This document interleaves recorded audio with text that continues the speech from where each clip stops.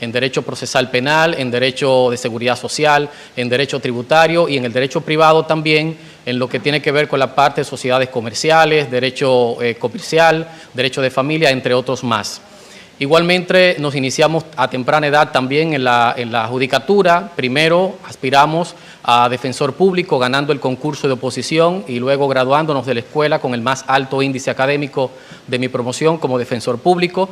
2 años más tarde postulamos y concursamos para juez de paz en la Escuela Nacional de la Judicatura, habiendo egresado también con el índice más alto de la promoción.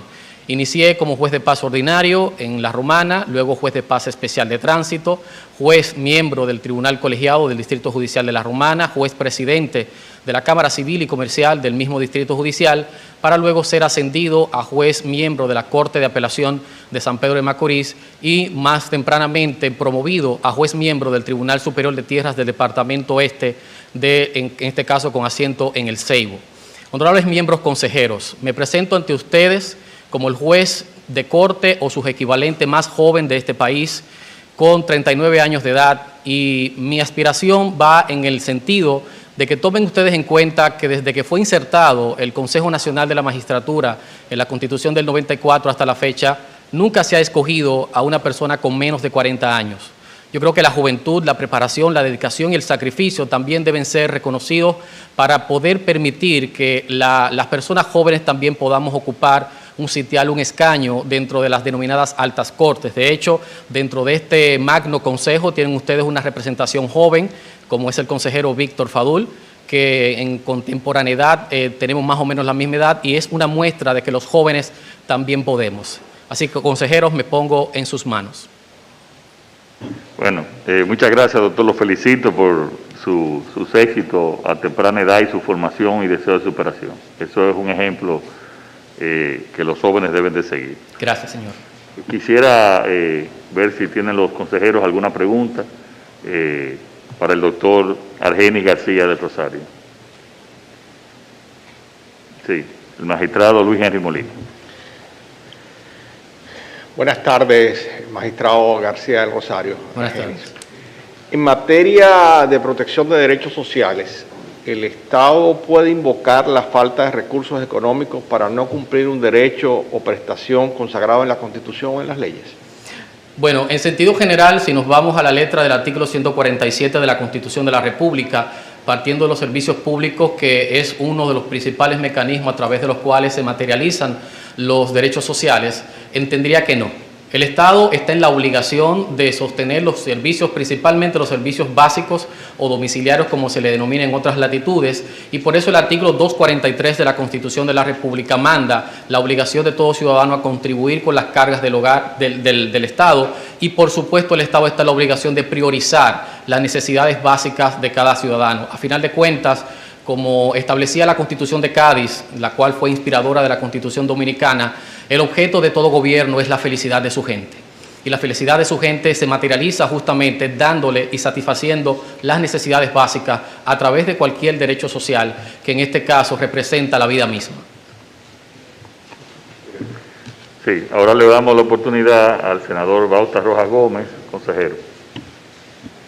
Gracias, presidente. Buenas tardes. Argenis García del Rosario. Senador. Mis felicitaciones. Gracias. A propósito de jurisprudencia constitucional, de jurisprudencias, y el artículo 277 de la Constitución, ¿podría usted decirme si el Tribunal Constitucional está en capacidad de revisar alguna de esas jurisprudencias que se hayan dictado anterior a la promulgación de la Constitución del 26 de enero del 2010? La Constitución del 2015, a pesar de que, como ya hemos dicho en otra ocasión, es la Constitución del 2010 la que trae el grueso, ¿verdad?, informativo, su último artículo que usted cita, el 277, es claro y puntual y evita que las decisiones que ya adquirieron la condición de fuerza ejecutoria dictadas por la Suprema Corte de Justicia puedan ser revisadas posteriormente por el Tribunal Constitucional. Es un mandato expreso que la única posibilidad que tendría el Tribunal Constitucional para poder revisar sería a través de una reforma constitucional modificando el mencionado artículo. Muchas gracias. Sí, el diputado Víctor Fadul, consejero. Muchísimas gracias, presidente. Buenas tardes. Buenas tardes. A su entender, ¿cuál es el aporte más original ¿Cuál es el aporte original que usted le atribuye al Tribunal Constitucional desde el punto de vista de la doctrina constitucional?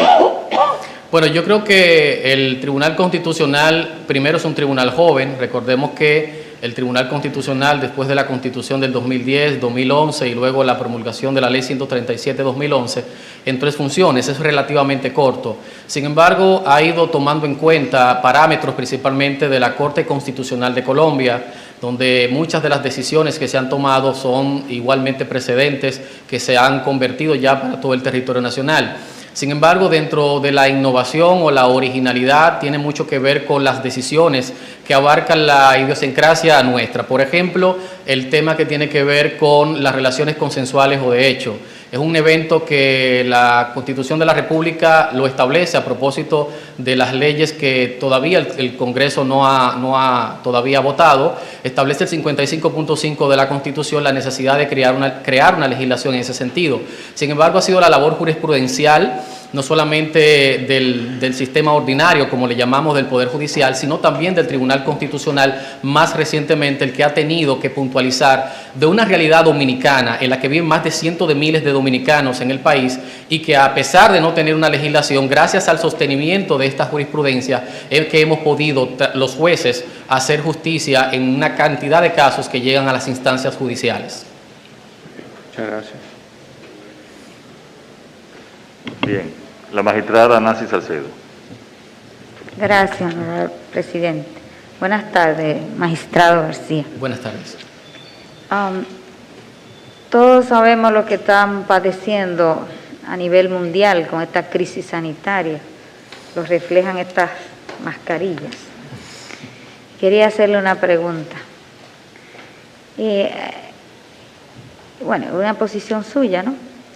¿Cuál es su visión sobre el grado de intervención del Estado en la sociedad?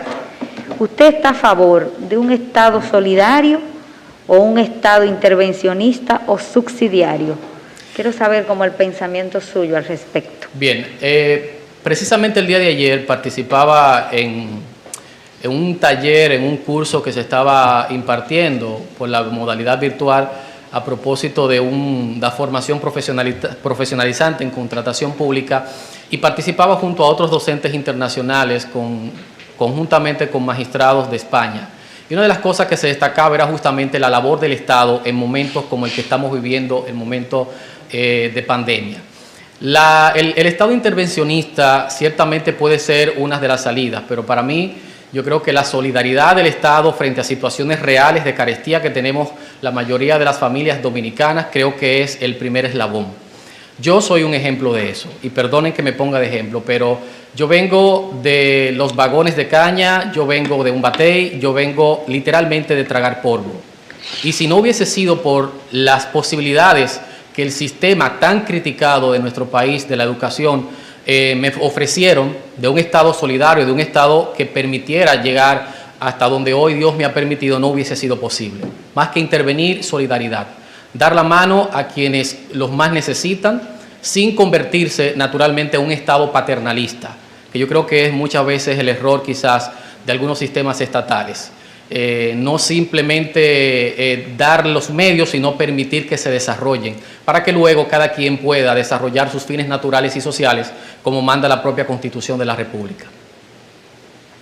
Gracias, satisfecha con su respuesta. Gracias. Gracias, presidente. Bien.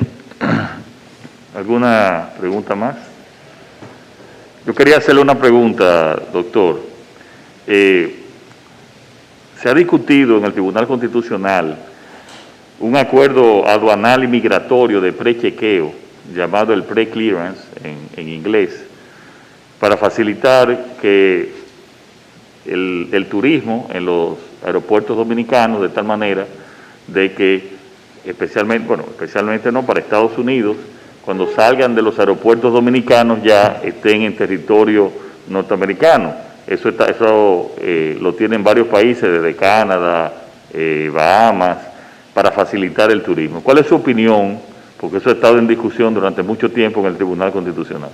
Sí, bueno, digamos que a juicio de quizás comprometer el criterio en caso, ¿verdad?, de que ustedes elijan mi postulación, debo decirles que estoy a favor.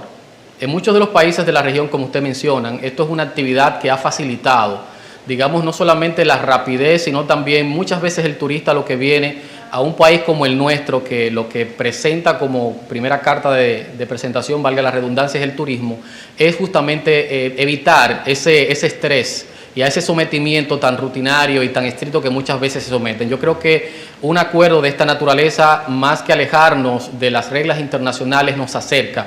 Y además es uno de los acuerdos que principalmente en el área arancelaria, por ejemplo, para el área aduanal, se convierte en uno de los acuerdos ya de apoyo internacional o mundial. Y creo que es el mismo lenguaje que deberíamos ir nosotros hablando, sobre todo si queremos competir como industria turística frente a otras industrias de la región, que eso es además un elemento importante a tomar en consideración. Muchas gracias. Bueno, los felicito por su respuesta y muy complacido. Muchas gracias. Muchas gracias. Si me da 30 segundos finales, simplemente, Lo tiene. porque lo olvidé al inicio, agradecer a las instituciones que me postularon, más de una decena de instituciones. Agradezco sinceramente que hayan valorado mi hoja de vida. Mencionaré, qué sé yo, tal vez alguna, la Escuela Nacional del Derecho, la Asociación Dominicana de Abogados, el Consejo Nacional de Empresa Privada CONEP, entre otras. Gracias y espero haber honrado con creces la postulación que me hicieron para el día de hoy. Muchas gracias a todos por su elocuencia y por su receptividad. Bueno, muchas gracias a usted. Muchas gracias, doctor.